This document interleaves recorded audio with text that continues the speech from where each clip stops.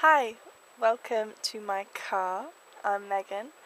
I hope the audio is okay because it's tipping down with rain at the moment, so I hope you can hear me okay with my very amazing little microphone situation I've got plugged into my very amazing camcorder.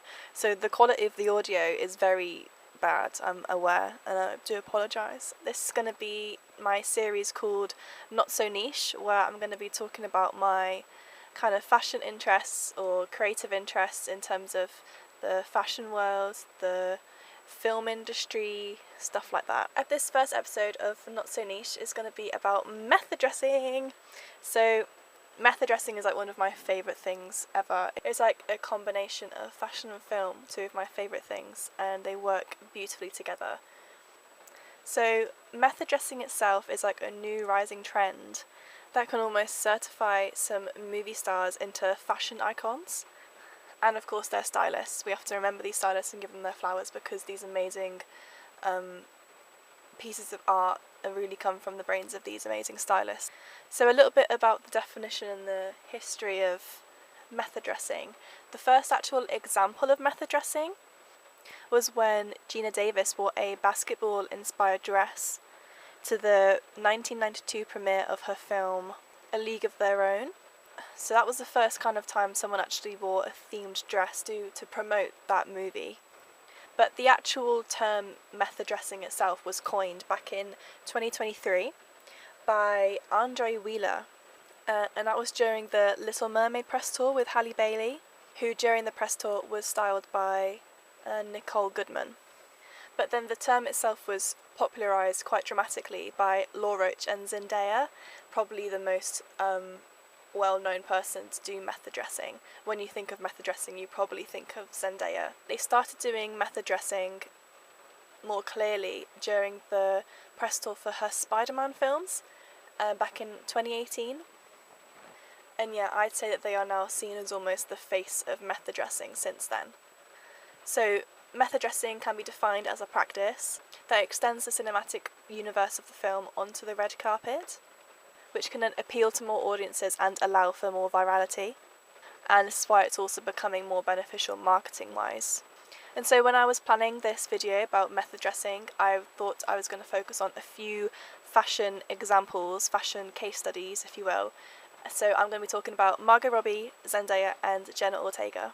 So we'll start off with Margot Robbie, and of course her method dressing came from the Barbie press tour where she went on it was a world tour, and she did so many looks, all based on vintage actual Barbies and the outfits that they wore. They recreated them for Margot and just created this amazing lookbook and collection of Barbie outfits. And I actually do have the book, the Barbie World Tour, and I'm going to put up a few pictures of my favourite ones I'm going to be talking about so you can see what it looks like in the book as well. So Margot Robbie's stylist for the Barbie press tour was Andrew McCamel. Sorry if I got that wrong. So I'm just going to go through some of my top favourites. There are a million looks that they did. I'm just going to pick out some of my top favourites and just tell you a little bit about them. So first, in Sydney, the opening of their tour, Margot was styled after the original Barbie from 1959, one of the first Barbies designed by Ruth Handler. Here they had a Hervé Leger signature bandage dress, accessorised with custom Spinelli Kilcolin earrings. Sorry, I don't actually know how to pronounce that. Custom Jacques Marie Mage sunglasses, and also custom Manolo Blahnik shoes. Rest in peace, Carrie Bradshaw. You would have loved the Barbie press tour. And they actually customed a pair of these Manolo Blahniks in like a million different colours, and they repeatedly used these shoes throughout the tour because they loved them so much. This second look was in LA, and it was called After Barbie called Solo in the Spotlight from 1960. This featured a Schiaparelli sequined strapless couture gown and a Lorraine Schwartz 350 carat diamond choker. And then I absolutely love this next one from New York. It was after a Barbie called Cherry Pie Picnic, which is actually from 2015, so more of a modern Barbie. And this was the only denim look they had for the entire press tour. For Margot, they had Bottega Veneta make this outfit, and then also they had red Manolo Blahnik mules. Also in New York, they did the Roman Holiday Barbie from 1959, which featured a Jean Paul Gaultier iconic signature stripe ensemble. And then to go along with that, they paired the cocktail hat, which was designed by Gigi Burris. And then, last but not least, my favourite look from this press tour, in Tokyo after the Barbie Evening Splendour from 1959 also. A Miu Miu gold brocade version of the outfit with a teal clutch and again a Gigi Burris pearl and faux fur headband. I'll put in just some quick photos of some of my other favourite outfits that are featured in the book, but those are like my absolute top favourites. Okay, moving on to Miss Mayhem herself, Zendaya. Of course, her stylist is Law Roach. So this first category is going to be her Spider-Man looks. So these are all from 2021. And this first one is when she attended the Balloon d'Or 2021 event. She was wearing a Robert Cavalli dress with a metallic golden spine down the back, which of course is referencing the villain Doc Ock from the Spider-Man films. And then on Graham Norton, she wore a green and purple Valentino suit, again referencing a villain, this time the Green Goblin. And then for the No Way Home LA premiere, she wore another Valentino custom dress. This time it was adorned with loads of spiderweb embroidery, which was absolutely gorgeous. Then we move on to the June looks. And for the first June film, this is all in 2021. There weren't exactly direct references to the film like she did with Spider-Man, with the direct references for the villains. Here it was just like a general style in a futuristic kind of dystopian vibe, with like space age chic silhouettes. So in London, she wore a Rick Owens fall look from the Ready to Wear 2021 collection. Also in London, she wore Vivienne Westwood from spring 2020, and it was like an oxidized brass corset, which was really cool. In Paris, Mason Alea, a burgundy two-piece, Venice Film Festival, a custom moulded dress by Balmain, and a Bulgari emerald necklace with matching like slicked hair. And then for June 2, the second film, this is most recently in 2023.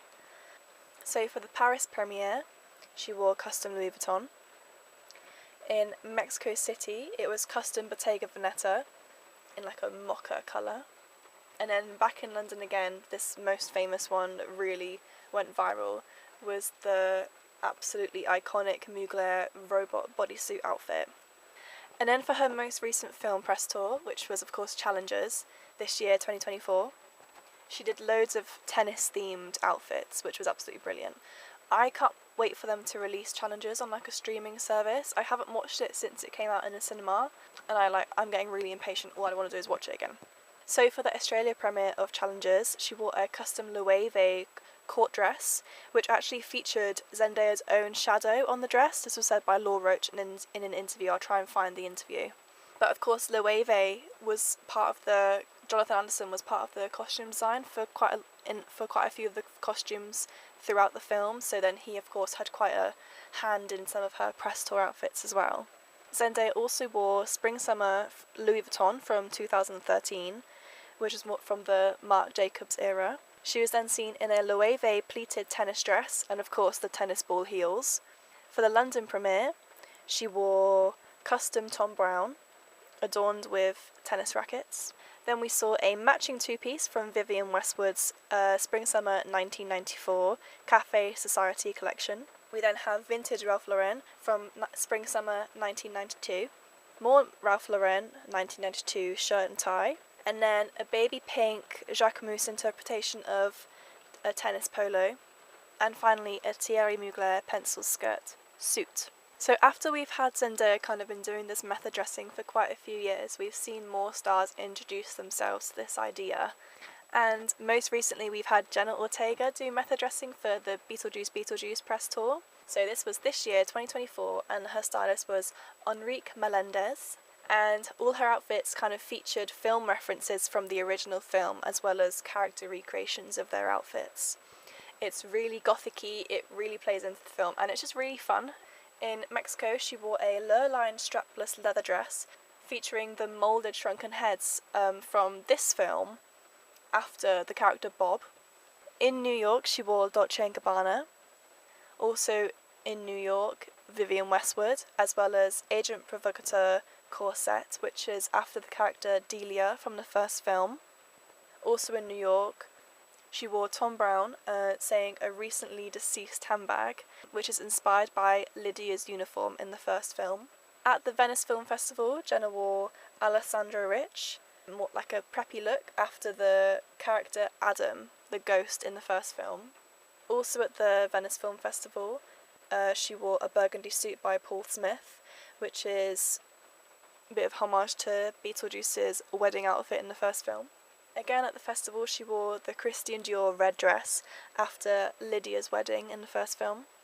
Over in London, she wore Harris Reed, and she had the replica of the house handbag, which is one of my favourite pieces from from her entire press tour. And again in London, Jenna wore a McQueen suit dress, which was also had inspiration from Beetlejuice's wedding look in the original film. So that kind of covers the most impressionable recent uses of method dressing and my favourite examples. My overall favourites from those three that I've spoken about probably are either Margot or Jenna, because it's more direct references to the films themselves, because I have an absolute love for costume design and what it means in the film, and then also just referencing film in fashion is the cherry on the top for me. So that's why I love method dressing so much. Recreating real size outfits of the Barbies themselves, top tier. So yeah, that kind of rounds up my first ever episode of Not So Niche here in my car. I hope you enjoyed. I do apologise again for the lack of quality audio, but maybe it's going to be the thing. Really shit microphone, really shit lighting. I'm already pale and I'm being made to look even paler. I'm going to be coming back every now and then to do more episodes of Not So Niche based on different pieces of fashion and film kind of media. So yeah, thanks once again for watching, and hopefully I'll see you again soon. Bye!